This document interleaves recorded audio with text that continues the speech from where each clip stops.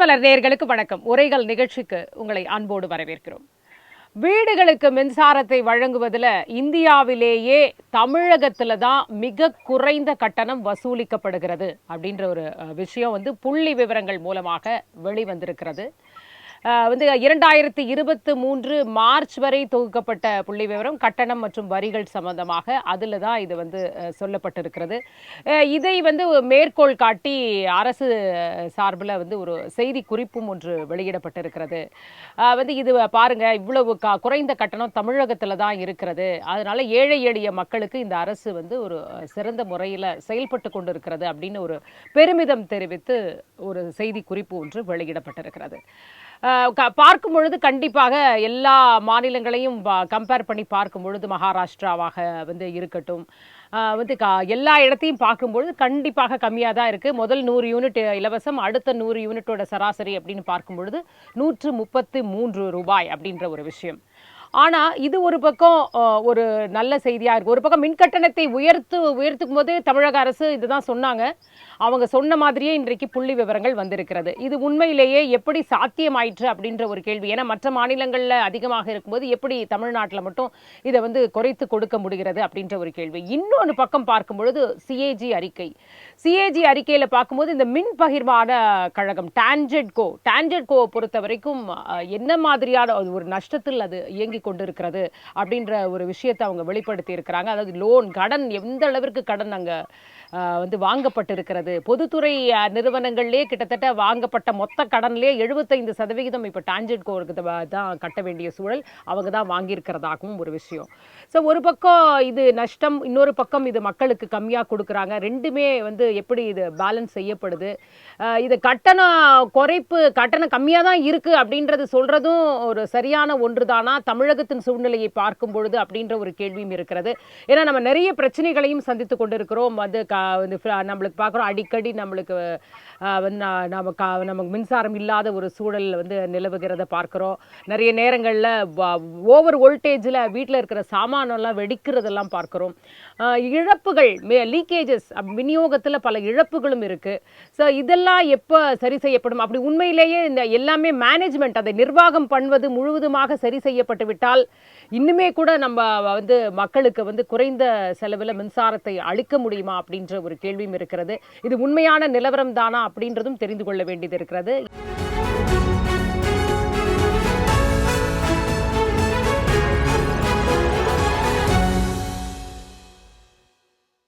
இதற்காக தான் நம்மோடு கலந்துரையாடுவதற்காக 2 கெஸ்ட் இன்னைக்கு வந்திருக்கிறாங்க. இணையம் வழியாக இணைந்திருக்கிறார். ஒருவர் மின்சார ஒழுங்குமுறை ஆணையத்திலிருந்து ஓய்வு பெற்ற மூத்த அதிகாரி திரு நாகல்சாமி அவர்கள். வணக்கம் சார். மற்றொருவர் அரசியல் விமர்சகர் திரு ரவிச்சந்திரன் அவர்கள். வணக்கம் சார். என்னோட முதல் கேள்வி நாகல்சாமி அவர்கள்கிட்ட, குறைவான கட்டணம் இந்தியாவிலேயே தமிழகத்தில் தான் அப்படின்ற ஒரு விஷயம், உண்மையிலேயே இதை எப்படி சாத்தியப்படுத்த முடிகிறது அப்படின்றது உங்களுடைய அனுபவத்தில் சொல்லுங்க. எல்லா மாநிலத்தை விட கம்மியா இருக்கு, ரொம்ப பெருமைப்படக்கூடிய விஷயம்தான். இதை எப்படி சாத்தியப்படுத்துது அரசுகள்? தொடர்ந்து வரக்கூடிய அரசுகள் இதை சாத்தியப்படுத்திக்கிட்டு இருக்கு, எப்படி நடக்குது? இது மிக குறைவு என்பது ஒரு ஏற்றுக்கொள்ளக்கூடிய வாதம் அல்ல. மொத்தத்துல இதுல நீங்க சொல்லக்கூடிய இந்த மின்சார விநியோகம் என்பது 2 வகையாக பிரிக்கலாம். ஒண்ணு பொருளாதார ரீதியாக, அதாவது பண ரீதியாக கட்டணம் எவ்வளவு என்பது ஒரு முறை. இன்னொன்று, இது டெக்னிக்கலாக இந்த மின்சார விநியோகம் எப்படி இருக்கிறது என்பது 2வது வகை. இதுல முதலாவது கட்டணத்தை சொல்லும் போது, இந்த சமீபத்துல பஞ்சாப், ஹரியானா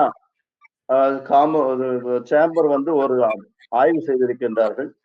இந்தியாவிலேயே கட்டணம் அதிகமாக உயர்த்தப்பட்ட மாநிலம் தமிழ்நாடு என்று அவர்கள் 42% குறித்திருக்கின்றார்கள். அதற்கு அடுத்து வரக்கூடிய லட்சத்தீப் 32% என்று போட்டிருக்கின்றார்கள். இது பெரிய மாநிலங்கள்ல இதுதான் மிக அதிகமான கட்டண உயர்வு ஏற்பட்டிருக்கிறது, 42%. இதுவும் அவர்கள் இதில் கவனிக்க வேண்டியது ஒன்று, ஒரு யூனிட் மின்சாரத்தை உற்பத்தி செய்வதற்கான விலை எவ்வளவு, அதனுடைய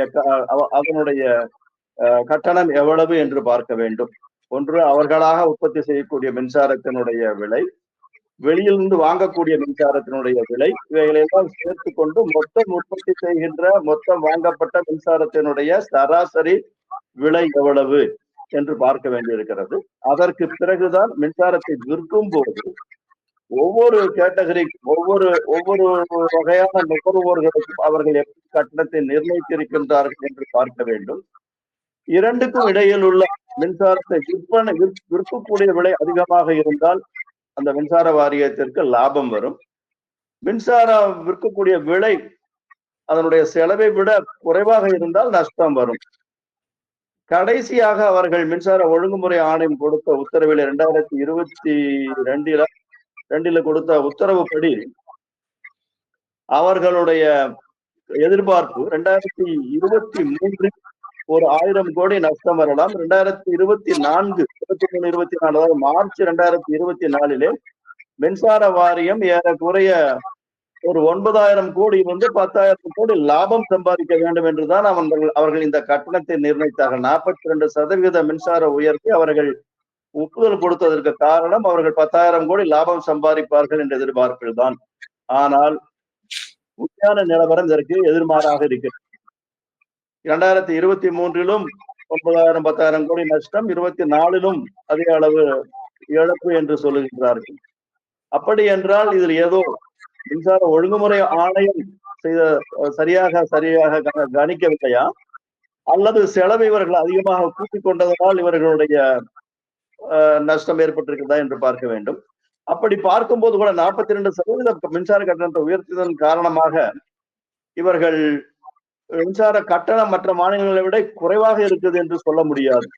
நீங்க சராசரியாக மின்சார கட்டணத்தினுடைய சராசரியை பார்க்கும்போது மகாராஷ்டிராவிலே மிக அதிகமான கட்டணமாக ஆவரேஜாக 8 ரூபாய் 60 காசு என்று சொல்லுகின்றார்கள்.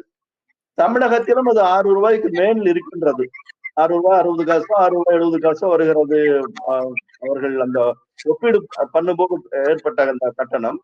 ஆனால் நீங்கள் குறிப்பாக அதிகமாக மின்சாரத்தை உபயோகிப்பவர்கள் தொழிற்சாலைகளும் வீட்டு உபயோகம் தான்.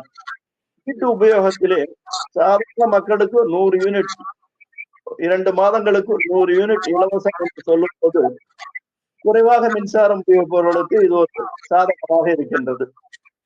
அதற்கு அடுத்த ஸ்லாப் வருகின்ற போது மத்திய வர்க்கத்தை சார்ந்த அல்லது சற்று அதிக மின்சாரத்தை உபயோகப்படுத்தக்கூடியவர்கள் பெரிதும் பாதிக்கப்படுவார்கள்.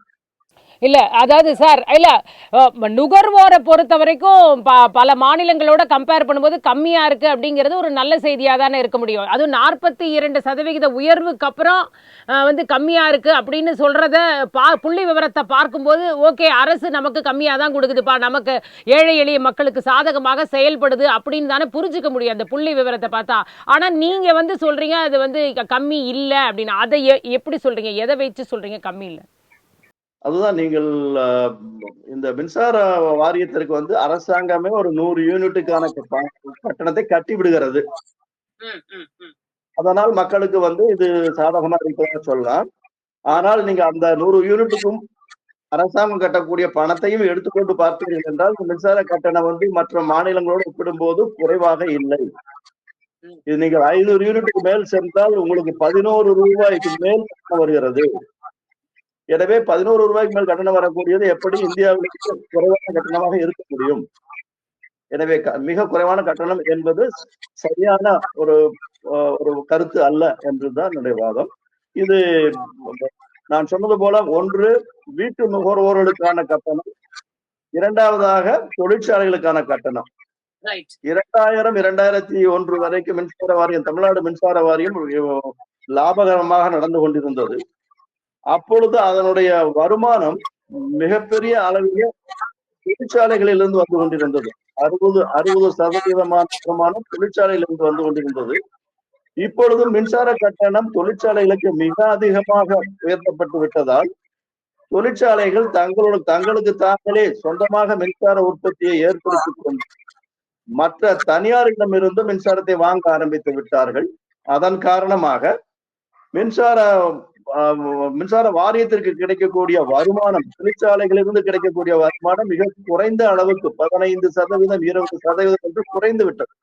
60% இருந்த வருமானம் 15-20% குறைந்து விட்டதனால் மின்சார வாரியத்திற்கான அந்த அவர்கள் மிக அதிகமான கட்டணத்தை உயர்த்தியதன் காரணமாக மின்சார வாரியத்திற்கு நஷ்டம் தான் ஏற்பட்டுக் கொண்டிருக்கிறது. ஏனென்றால் அவர்கள் அதிகமாக விலை கொடுக்கக்கூடியவர்கள் மிக அதிகமாக மேலும் மேலும் உயர்த்தும் போது அவர்கள் வேறு வழியில் குறைவான மின்சாரம் கிடைக்கக்கூடிய பகுதிகளிலே அவர்களே உற்பத்தி செய்கின்றார்கள் அல்லது தனியார்களிடமிருந்து மின்சாரத்தை வாங்கி.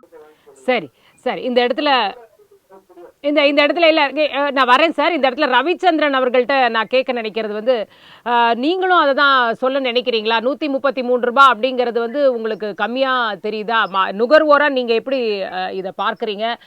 தமிழ்நாட்டில் இப்போ கம்மி தான்ப்பா அப்படிங்கிறத ஒத்துக்கிறீங்களா? 2 மாசத்துக்கு ஒரு தடவை நமக்கு ரீடிங் எடுத்தா கூட நம்ம கம்மியாக தான்ப்பா கட்டுறோம், மாசம் ஒரு தடவை ரீடிங்னு சொன்னா கூட அதை நிறைவேற்ற வேண்டிய அவசியம் இல்லப்பா அப்படின்னு தான் தோணுதா?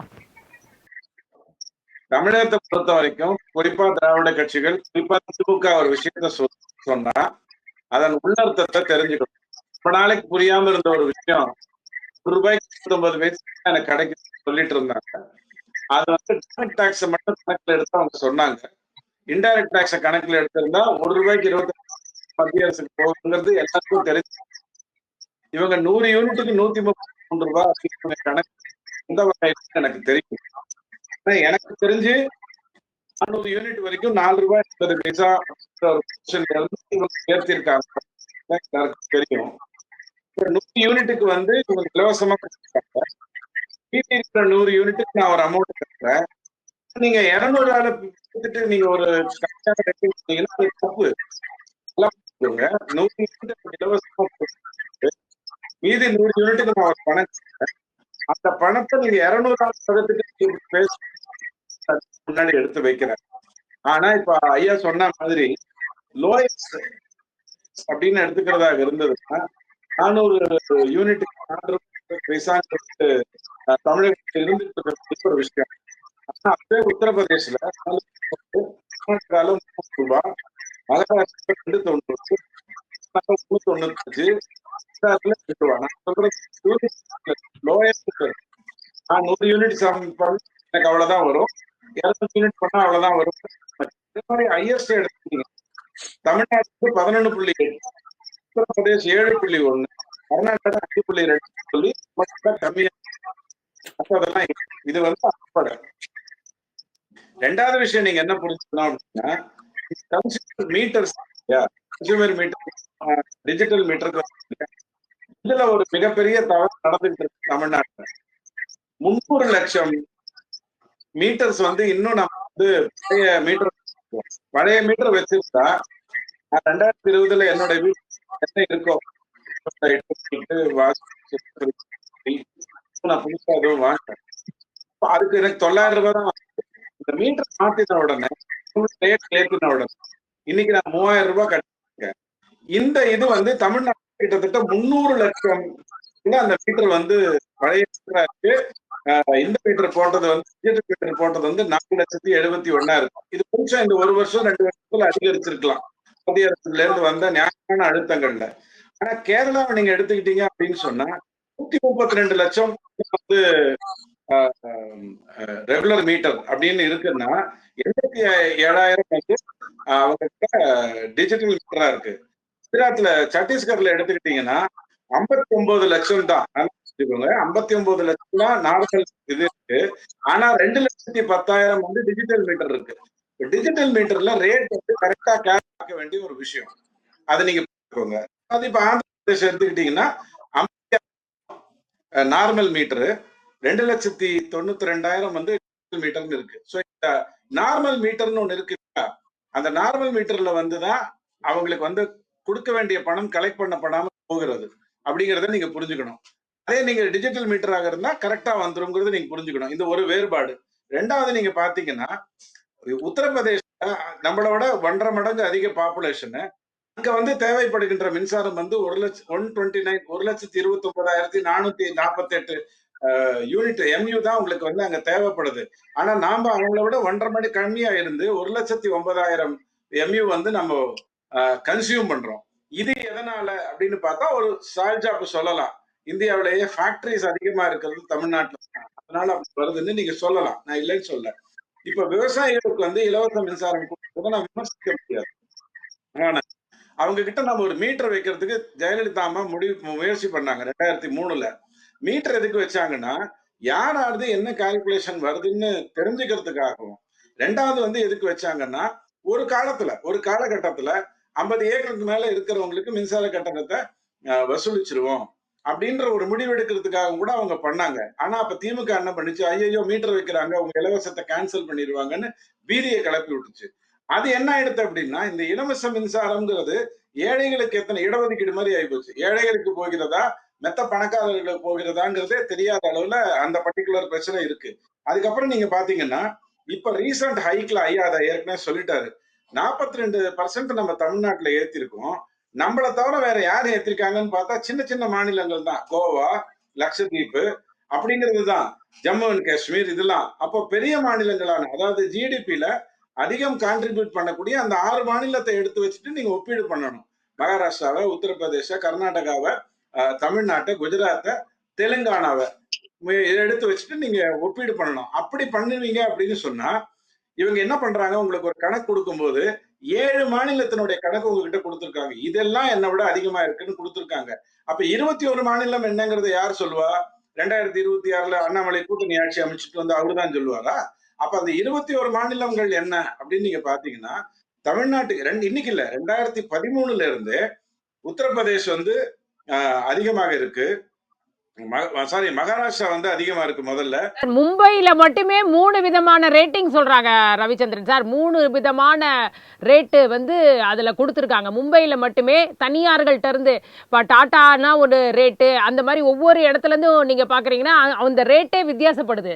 அந்த மாதிரிலாம் இல்லாம நம்மளுக்கு வந்து அரசே இந்த விஷயத்தை அதுவும் நஷ்டத்துல இயங்கினாலும் கம்மியா வச்சிருக்காங்க அப்படிங்கறத வந்து நம்ம நல்லதா தானே பார்க்க முடியும் இல்லையா? இல்ல அதுல உள்ள ரொம்ப கொஞ்சம் நம்ம அந்த குறைகளை தவிர்த்துட்டு தானே பார்க்க வேண்டியது இருக்கு. நீங்க சொல்ல வர்றது என்னன்னா, இந்த குறிப்பிட்ட ஏரியாலலாம் அவங்களுடைய பவர் சப்ளை அதுக்கேற்ற மாதிரி ரேட் இருக்கும், இந்த குறிப்பிட்ட ஏரியாலலாம் இவங்களுடைய பவர் சப்ளை அதுக்கேற்ற மாதிரி ரேட் இருக்கும். அப்படிதான் சொல்ல வரீங்க? ஆமா, ஒவ்வொரு நிறுவனத்துக்கு ஏற்ற மாதிரி ரேட் இருக்கு. கரெக்ட். அது வந்து ஒரு டெண்டர் ப்ராசஸ்ல யார் குறைவான ரேட் கொடுத்திருக்காங்களோ அவங்களுக்கு அதை ஒப்படைச்சிருப்பாங்க. அதாவது ஒரு கலோக்கியலா சொல்றதா இருந்தா வேற விதமா எடுத்துக்காதீங்க. அந்தந்த பேட்டையில அந்தந்த ராஜா அந்தந்த தலைவர் வந்து பணம் வசூலிப்பாரு அப்படிங்கிற மாதிரியான விஷயம். இங்க எப்படின்னா ஒரே பேட்டை தான், 2 பேர் தான். 30,000 கோடிக்கும் 2 பேர் தான். அது 40,000 கோடி ஆனாலும் 2 பேர் தான். இங்க பேட்டைகளுக்கு எல்லாம் வேலை இல்லை. அதனாலதான் இவங்க என்ன பண்றாங்கன்னா 40% மேல கன்சியூம் பண்றாங்க. இது வேற ஏதாவது மாநிலத்துல நடக்குதா? இந்த கன்சம்ஷன் வெளியில இருந்து உற்பத்தி செய்யாமல் கிரிட்டின் மூலமாக நேர்மையா வாங்காமல் வெளியில் இருந்து தனியாரிடம் வாங்குவது. அதுவும் தமிழ்நாடு வந்து விண்மில்ல வந்து மிகப்பெரிய சாதனை பட இன்னைக்கு நேற்றுக்கு இல்ல 91ல இருந்து விண்மில்கள் வந்து நம்ம ஊர்ல இருந்தது. அதை வந்து இவங்க கணக்குல எடுத்துக்கிட்டோம் அப்படின்னு சொன்னா நம்ம இவ்வளவு வந்து விலை கொடுத்து வாங்குவோமா? விலை கொடுத்து வாங்கிட்டு அமெரிக்கால போய் அசிங்கப்படுவோமா? அப்படிங்கிற அந்த கேள்வி அந்த இடத்துல முன்னாடி வருது. நீங்க அதை விட ரொம்ப முக்கியமா பார்க்க வேண்டியது, இப்ப ஒரு உதாரணத்துக்காக சொல்றேன். கேஸ்ல என்னாச்சுன்னா காங்கிரஸ் வந்து விலையை குறைச்சு பாண்டு கொடுத்து கடன் வாங்கி ஒரு கட்டத்துல என்ன ஆயிடுதுன்னா கேஸ் விலையை ஏத்தி அந்த பாண்டு கடன் எல்லாம் அடைக்கலைன்னா நம்ம கொடுக்குற வட்டி அதிகமாயிடும் சொல்லித்தான் 480 ரூபாயில தொடங்கிய மோடி அரசு இன்னைக்கு வந்து 700 ரூபாயோ 800 ரூபாய்க்கோ கொண்டு வந்து விட்டுட்டு மானியத்தை வந்து வெளியில எடுத்துட்டாங்க. ஆனா 200 ரூபாயில இருந்ததுல இருந்தா மன்மோகன் சிங் அதை 400 ரூபாய் கொண்டு வந்தாருங்கிறத எல்லாரும் மறந்துடுவாங்க. அதாவது 2 நாள் ஆச்சு 4 8 ஆச்சுங்கிறத மறந்துடுவாங்க. ஆனா குற்றச்சாட்டு சொல்லுவாங்க. அதே மாதிரியே இந்த மின்சாரத்துல என்ன ஆயிடுதுன்னு சொன்னா இந்த டான்ஜெட்கோடைய கடன் கிட்டத்தட்ட 1,60,000 கோடி லட்சம் கோடிக்கு மேல இருக்கு அப்படின்னு சொல்லும் போது அதனுடைய தாற்பயங்கள் அதனுடைய இதனோட ரிப்பர்கேஷன்ஸ் எல்லாமே நம்ம மேல வந்து விழும் அப்படிங்கிறதுதான் உண்மையான ஒரு பிரச்சனை. இன்னொன்னு நீங்க பாருங்க, ரொம்ப ஒரு வேலிட் பாயிண்ட் வச்சிருக்கீங்க. நான் நாகல்சாமி அவர்கள்ட்ட கேட்க நினைக்கிறது என்னன்னா, உண்மையிலே நஷ்டத்துக்கு மேல வரேன் சார் ரவிச்சந்திரன் சார் வரேன், நெக்ஸ்ட் ரவுண்ட்ல வரேன். வந்து நாகல்சாமி சார்ட்ட கேட்கணும் என்ன நினைக்கிறேன்னா, இந்த நஷ்டம்னு நம்ம வந்து தொடர்ச்சியா சொல்றோம். ஒவ்வொரு தடவை உயர்த்தும் போதும் இந்த விஷயத்த சொல்லி தான் உயர்த்துவாங்க. மின் கட்டணத்தை உயர்த்தும் பொழுது இல்ல பேருந்து கட்டணத்தை உயர்த்தணும்னாவே ரொம்ப நஷ்டமா இயங்குது. ஸோ கொஞ்சமாவது வந்து அதை நம்ம லாபத்தில் அடுத்த வருஷத்துக்குள்ள கொண்டு போகணும்னா நம்ம இதை உயர்த்த வேண்டிய கட்டாயத்துல இருக்கோன்னு தான் ஒவ்வொரு அரசும் சொல்லி சொல்லி தான் அந்த கட்டணத்தை உயர்த்துவாங்க. நீங்க சொல்றீங்க 10,000 கோடி லாபம் வரும்னு நினைச்சாங்க, ஆனா இன்னமும் அது நஷ்டத்துல தான் இருக்கு. இந்த 42% உயர்த்தி கூட இதை கொண்டு வர முடியல அப்படின்னு சொல்லும் பொழுது, இப்ப தமிழ்நாட்டில் தான் கம்மி, தமிழ்நாட்டில் தான் கம்மின்னு சொல்றதை பார்த்தா இன்னும் ஒரு தடவை உயர்த்திடுவாங்களோ அப்படின்ற ஒரு கேள்வியும் எழுது. அது சொல்லுங்க, அது திரும்ப உயர்த்துவதற்கான வாய்ப்பு இருக்கா? உயர்த்தினால் கூட டான்ஜெட்கோவை கடலில் இருந்து மீட்க முடியுமா? ஒரிஜினலா அங்க என்னதான் சார் நடக்குது? வந்து நீங்க சொல்லக்கூடிய இந்த நஷ்டம் ஏற்படுவது என்பது ஒன்று, நான் முன்னே சொன்ன மாதிரி ஒரு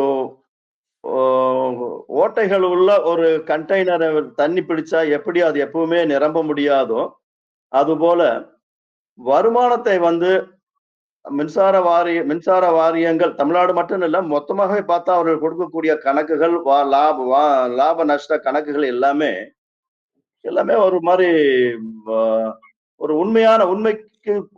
உண்மையில் சற்று குறைவாக இருக்கிற மாதிரி தெரிகிறது. அவர்களுடைய மின்சாரம் வாங்குவதிலும், மின்சார வாரியத்திற்காக வாங்கக்கூடிய பொருள்கள், நிலக்கரி போன்ற பொருள்கள் வாங்குவதிலும் ஏற்படக்கூடிய ஊழல்கள் ஒரு காரணமாக இருக்கின்றது என்று நான் நினைக்கின்றேன்.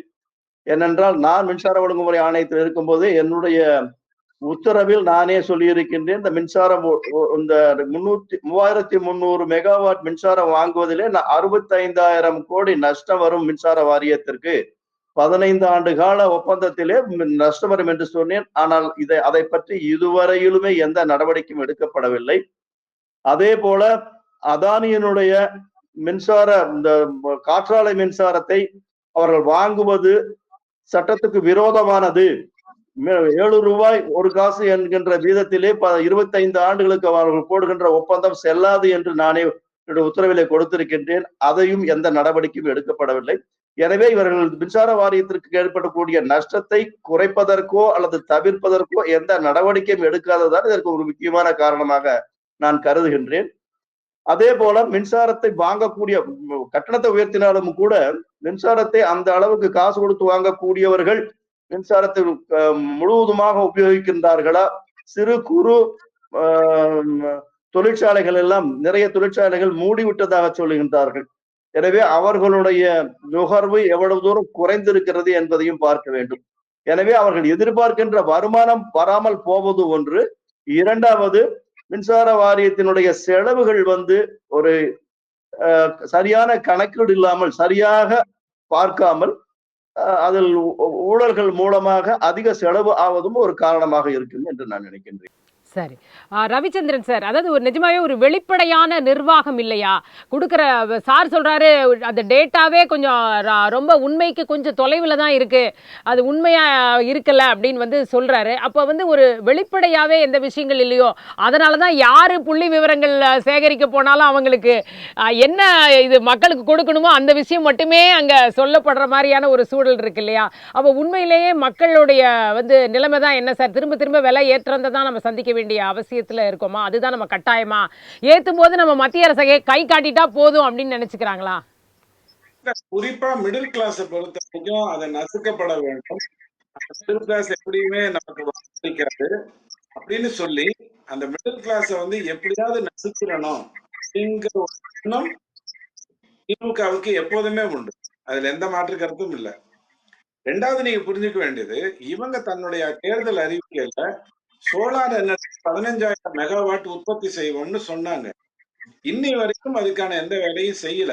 ஆனா மோடி ஐயா என்ன சொல்றாரு, நான் வந்து உங்களுக்கு சோலார் வந்து நீங்க வாங்கி வீட்டுல வச்சுட்டீங்கன்னா உங்ககிட்ட இருந்து ஜெனரேட் ஆகிற கரண்ட்டுக்கு நீங்களே எடுத்துக்கலாம், ஒரு நீங்க எனக்கு விற்கலாம் அப்படின்னு ஒரு நல்ல விஷயத்த சொல்றாரு. இலவசத்துக்கும் அத்தியாவசியத்துக்குமான வித்தியாசம் இதுதான். ஆனா அந்த சோலார் வந்து நான் வீட்டுல வைக்கணும்னு சொன்னா அதற்கு எவ்வளவு பெரிய தடைகள் ஏற்படுத்துவாருன்னு அண்ணாமலை ஐயா சொன்னாரு. இந்த பிஜிஆர் எனர்ஜியை பத்தி உங்களுக்கு பலவிதமா அவர் எடுத்து சொன்னாரு. அதாவது டிரான்ஸ்பரன்சிக்கும் திமுகவுக்கும் சம்பந்தமே இல்லை. ஒரே ஒரு விஷயத்துல டிரான்ஸ்பரண்டா இருக்கும், செம்மையா அடிக்கிறாங்கப்பா அப்படின்னு எல்லாருக்கும் தெரியும். ஆனா எப்படி அடிக்கிறாங்க, ஏன் அடிக்கிறாங்க, எதுல அடிக்கிறாங்க, நீதிமன்றத்துக்கு போனா கூட அது செல்லுபடி ஆகாது. பொன்முடி ஐயா மாதிரி அப்படியே இந்த சைட்ல தப்பிச்சுட்டு வந்துருவாங்க. அப்படிலாம் நீங்க சொல்ல முடியாது சார். செந்தில் பாலாஜி அவர்கள் பதவி ஏற்ற உடனேயே சொன்னது நிலக்கரியில ஊழல் நடந்திருக்கிறது, நான் வெளி கொண்டே தீருவேன்.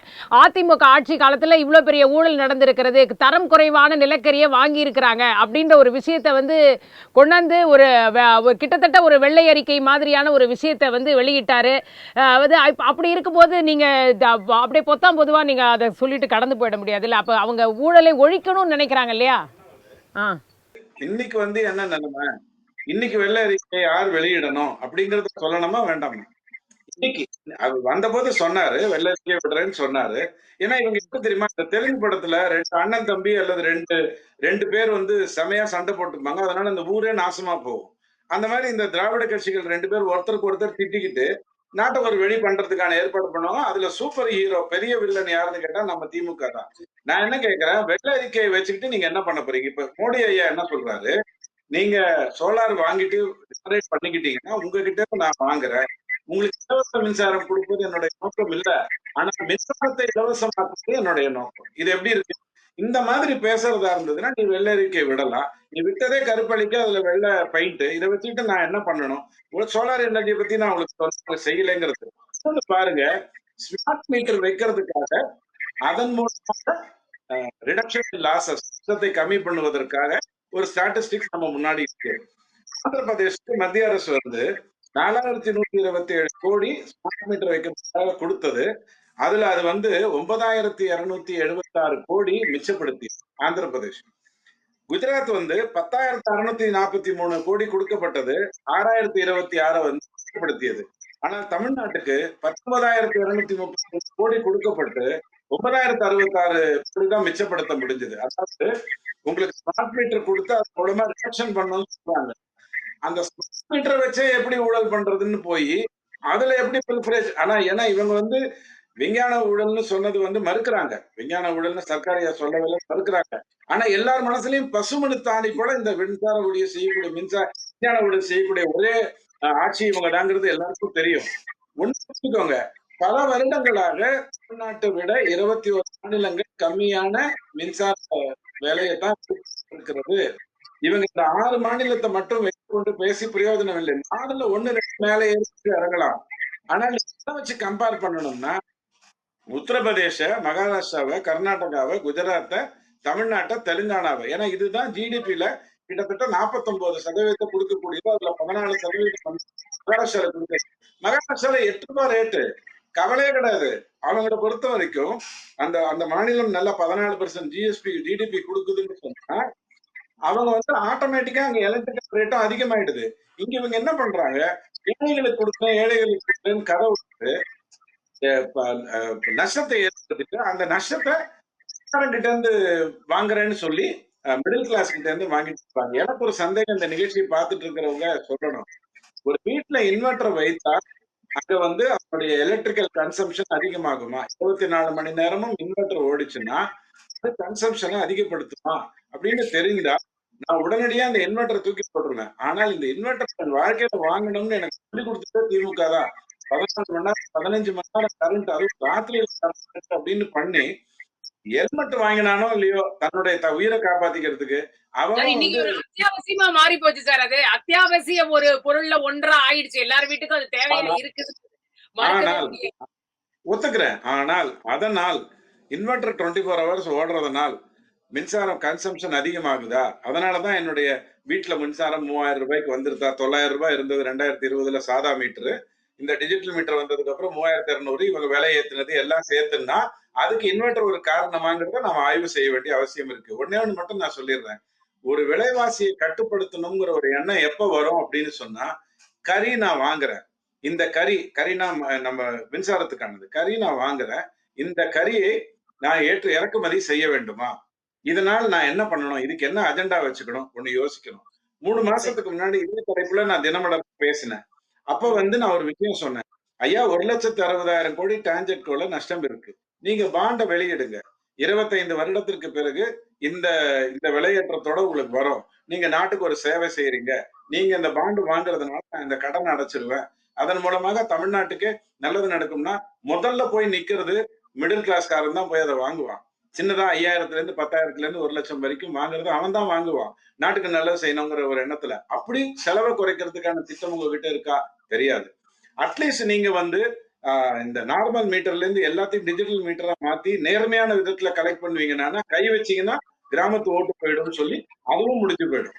இப்படி தொடர்ந்து வந்து எந்த ஒரு திட்ட நோக்கமும் இல்லாம தொலைநோக்கமும் இல்லாம திருடி போறோம், அதை மறைத்தால் போறோம், அதற்கு திசை திருப்பினால் போதும் அப்படிங்கிற ஒரு வேலை சொன்னீங்கன்னா தமிழ்நாட்டு மக்களால உருப்படவே முடியாது. நஷ்டத்தை அனுபவித்துக் கொண்டேதான் இருக்க வேண்டும். சரி, நான் இறுதிக்கட்ட பார்வையாக இதை நான் எடுத்துக்கிறேன். நாகல்சாமி சார், இந்த ஸ்மார்ட் மீட்டரை வந்து வைக்கிறதுல என்ன ஏதாவது நடைமுறையில் ஏதாவது சிரமங்கள் இருக்குதா? ஏன்னா அதிக அளவில் தமிழகத்திற்கு தான் ஸ்மார்ட் மீட்டர்கள் ஒதுக்கீடு செய்யப்பட்டிருக்கிறதுன்னு மாநிலங்களவையில் சொல்லப்படுது. ஆனால் அவை ஒதுக்கியிருக்கோமே தவிர அவைகள் இன்னும் பொருத்தப்படவில்லைன்ற ஒரு விஷயத்தையும் அவங்க பதிவு பண்ணுறாங்க. ஸோ உண்மையிலே என்ன பிரச்சனை? இந்த ஸ்மார்ட் மீட்டரில் வைக்கிறதுனால ஏதாவது பிரச்சனையா, இல்லை வைக்காமல் இருக்கிறதுனால ஏதாவது லாபமா, என்ன நடக்குது இதுல சார்? ஒரு சின்ன கருத்து இடமளிக்க பண்ணிக்கணும். தமிழ்நாட்டுலதான் 300 லட்சம் வீடுகள் இன்னும் சாதா மீட்டரோடையும் 4,80,000 மட்டும் வைத்து இருக்கப்படுகிற உண்மையை நான் சொன்ன பதிய வைக்கிறேன். இல்ல, நம்ம தமிழ்நாட்டை பொறுத்த வரைக்கும் மற்ற மாநிலங்களை விட எலக்ட்ரானிக் மீட்டர்ஸ் நடுவை பொருத்துனாங்க. ஏற்கனவே கடந்த 10 ஆண்டுகளாகவே ஒரு டிஜிட்டல் மீட்டர் போல பொருத்திக்கிட்டு இருக்காங்க. ஆனா அந்த ஸ்மார்ட் மீட்டர் அது வந்து நீங்க ப்ரீபெய்டு மீட்டர்ஸா கொண்டுட்டு வர்றதுனால எல்லாத்துக்குமே வந்து இந்த மீட்டர் ரீடிங் தேவையில்லை, துல்லியமாக இருக்கும் அப்படிங்கிற அட்வான்டேஜ் இருக்கிறதுனால இவர்கள் டெண்டரே போட்டாங்க, தமிழ்நாட்டுல டெண்டரே போட்டாங்க. பட் அது ஏன் அதை எடுத்து முடிக்கலன்னு தெரியல. அது வந்து அது ஏறக்குறைய அந்த மீட்டர் ரெண்ட் அப்படின்லாம் வந்து வரும்போது கொஞ்சம் 150 ரூபா மாசத்துல ரெண்டே கொடுக்க வேண்டி இருக்கும்போது அது அந்த ஸ்மார்ட் மீட்டர் போடணுமா அப்படிங்கிற ஒரு கேள்வி நிறைய எழுந்துச்சு. ஆனா மின்சார வாரியம் ஏன் அதை தவிர்த்து கொண்டிருக்கிறான்னு தெரியவில்லைங்க. அது ஒன்றும் குறைகள் இருக்க தெரியவில்லை. அதனால வந்து துல்லியமாக அளக்கலாம்.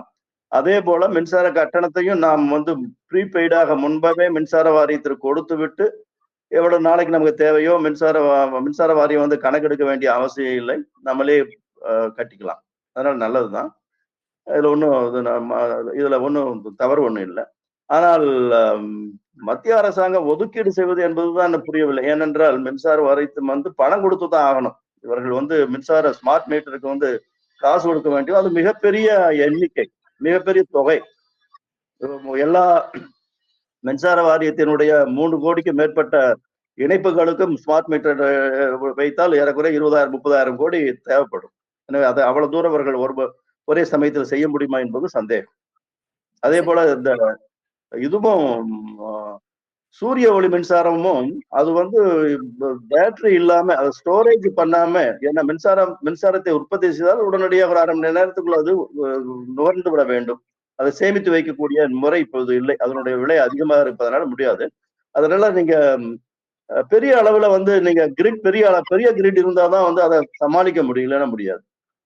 சரி, அதாவது விலையை உயர்த்தும் பொழுது பல காரணங்களை சொல்றாங்க. ஆனா நம்மளுக்கு வந்து இப்போ பாத்தீங்கன்னா நிறைய நம்ம வீட்டுல சாதாரணமாவே ஓவர் வோல்டேஜ் வந்து பொருட்கள் வீணாகிறதுல இருந்து, அதே மாதிரி நிறைய நேரத்துல இந்த பவர் கட் இருக்கிறதுனால இருக்கிற இழப்புகள், விநியோகத்துல இருக்கக்கூடிய இழப்புகள், இதெல்லாம் வந்து நம்ம என்னைக்குமே ஒரு நுகர்வோரா எந்த கேள்வியுமே கேட்க முடியாதா சார்? அந்த இழப்புகளுக்கெல்லாம் எப்படி ஒரு கட்டணம் நம்ம செலுத்துற மாதிரி அந்த இழப்புகளுக்கும் நமக்கு ஒரு இழப்பீடு தேவைப்படுது இல்ல? இதெல்லாம் ஒரு நுகர்வோர் என்னைக்குமே கேட்டு பெற முடியாது. நுகர்வோர் எப்பயுமே இதே கட்டத்துல இப்படியே அரசாங்கம் என்ன கட்டணம் சொன்னாலும் அதை கட்டிட்டு அமைதியா இருக்கிறது தான் நுகர்வோருடைய வேலையா சார்? இல்ல, டெக்னிக்கலா மின்சார வாரியம் வந்து நுகர்வோர்களுக்கு வந்து வசதி செய்து கொடுக்கவில்லை என்றால் அதற்கு நஷ்டீடு வாங்குவதற்கான வாய்ப்பு இருக்கிறது.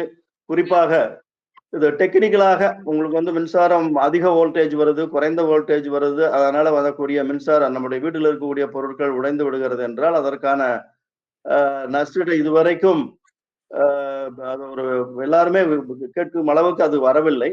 ஆனால் மின்சாரம் தடைபட்டாலோ, அது உடனடியாக சீர் செய்யப்படாவிட்டாலோ, அல்லது மின்சார மீட்டர்கள் பொருத்தப்படவில்லை என்றாலோ அதற்கெல்லாம் அவர் நஷ்டீடு கொடுப்பதற்கான வாய்ப்பு இருக்கிறது. அது மின்சார ஒழுங்குமுறை ஆணையமே அதை கட்டணத்தை நிர்ணயித்திருக்கிறது. எவ்வளவு அதே போல புதிய மின் இணைப்புகள் கொடுப்பது காலதாமதம் ஏற்பட்டாலும் அதற்கு இழப்பீடு வாங்குவதற்கான வாய்ப்பு இருக்கிறது. ஸோ அதற்கு வாய்ப்பு இருக்கு. இல்ல இப்ப நீங்க அதாவது டான்ஜெட்கோவும் ரொம்ப கடன்ல இருந்து மீள்றதுக்கான வழியா நீங்க என்ன நினைக்கிறீங்க? எப்ப அது நமக்கு சாத்தியப்படும் நீங்க நினைக்கிறீங்க? சாத்தியப்படுமா படாதா?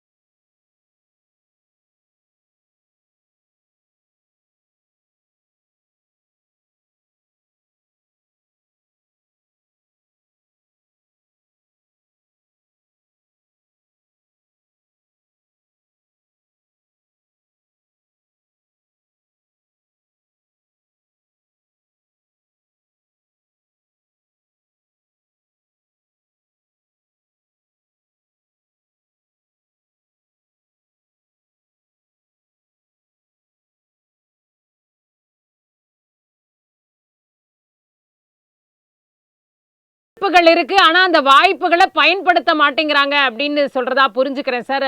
உங்களோட இறுதிக்கட்ட பார்வையை இதை எடுத்துக்கிறேன். ரவிச்சந்திரன் சார், நீங்க ஏதோ சொல்லணும்னு நினைச்சீங்க, அதை மட்டும் சொல்லிட்டு நான் முடிச்சுக்கிறேன் சார். இது பொதுவா எல்லாரும் வைக்கக்கூடிய ஒரு குற்றச்சாட்டு தான். ஒரு தேர்தல் அறிவிக்கையில வந்து மாதம் கணக்கெடுப்பேன் சொல்லிட்டு ஏறத்தாழ மிடில் கிளாஸ்ல இருந்து 1500 ரூபாய வாங்கி, அதாவது அவங்க மாதம் பண்ணியிருந்தா 1500 ரூபாய் வரைக்கும் விலை குறைஞ்சிருக்கும், ஏத்தி நிலையிலே குறைஞ்சிருக்கும். இந்த 1500 வாங்கி அதுலயே இருக்கக்கூடிய மனைவிகளுக்கோ அல்லது ஏழைகளுக்கோ கொடுக்கறேன்னு சொல்லி அதன் மூலம் வாக்குப்பேடுகிறது வந்து மிகப்பெரிய கடமைன்னு நான் எடுத்துக்கிறேன். நான் ஒரு மின்சார வாரிய அதிகாரியாக இருந்தா கடனுக்கு என்ன பண்ணணும் அப்படின்னு ஒரு திட்டம் வகுப்பேன். வாங்குவதை குறைப்பதற்கு என்ன பண்ணணும் அப்படிங்கிறதுக்கு ஒரு வழி வகுப்பேன். இதுல வந்து பிரீச் ஆஃப் கான்ட்ராக்ட் ஒண்ணுமே கிடையாது. நான் 25 வருஷத்துக்கு ஒப்பந்தம் போட்டிருந்தேன். அப்படிதான் காலை உணவுக்கு இஸ்கான் கிட்ட வந்து ஒப்பந்தம் போட்டிருந்தேன். அதை பண்ணிட்டு என்னோட போட்டோ பணம் கொடுத்ததுக்காக நான் அதை தூக்கி போடலையா, அந்த ஒப்பந்தத்தை தூக்கி போடலையா, அப்படி நான் இதுல பண்ணுவேன் அப்படின்னு சொல்லி வாங்குவதே செலவுகளை குறைப்பதற்கு ஒரு ஏற்பாடு பண்ணணும். உற்பத்தியை அதிகப்படுத்துறதுக்கு எந்த வழி கண்டிப்பா பார்க்கணும். நிறைய பேருக்கு அது ஊக்கத்தொகை கொடுத்து கொண்டு வர வைக்க முடியும். மின்மில்ல இருக்கிறவங்களுக்கு நியாயமா அவங்களுக்கு கிடைக்க வேண்டிய அமௌண்ட் கிடைக்கிறதுனால அவங்க பெரிய அளவுல அதை பண்ணுவாங்க. மாற்று திட்டங்களான சோலாரையும் மின்மிலையும் அதிகப்படுத்துறதுக்கு என்ன பண்ணணும்? பொதுவா விவசாயிகளுக்கு விண்மில் வைக்கிறதுல எந்த பிரச்சனையும் இல்லை. அவனுடைய நிலத்துல அதனால எந்த பாதிப்பும் வரப்போதில்லை. அப்படி ஒரு ஆக்கம் இதுதான் ஒரு 5 பொருளாதார நிபுணர்கள் நம்மளும் கொடுத்து உட்கார வச்சுட்டு இருந்தாங்க. இல்ல 3 லட்சம் கடன் எந்த பேங்க்ல வாங்கலாம், அதை பரிந்துரைத்தால் அவருக்கு என்னென்ன லாபம் கிடைக்குங்கிறதுக்காக தான் வச்சிருக்காங்கிறத அவங்க புரிய வைக்கிறாங்க. அப்படி இல்லாமல் இந்த 5 விஷயத்துல ஒரு கான்சென்ட்ரேட் பண்ணா கண்டிப்பா தமிழ்நாட்டுல நடக்கும்.